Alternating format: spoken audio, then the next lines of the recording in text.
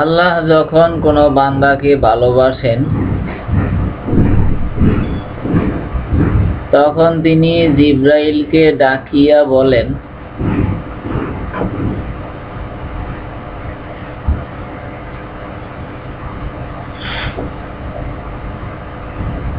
আল্লাহ অমুক বান্দাকে ভালোবাসেন, তাই তুমিও তাহাকে ভালোবাসো।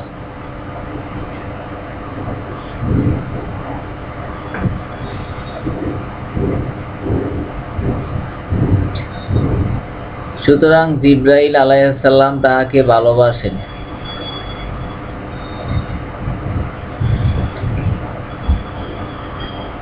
তারপর জিবরাইল আলাইহিস সালাম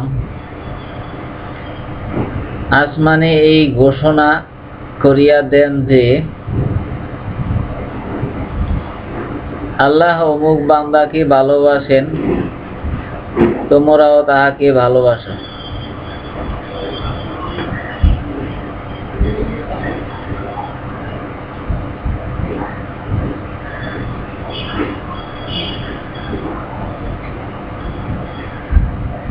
তখন তাহাকে আসমানবাসীরা ভালোবাসে এবং পৃথিবীবাসীদের মাঝেও তাহাকে গ্রহণযোগ্য করা হয়।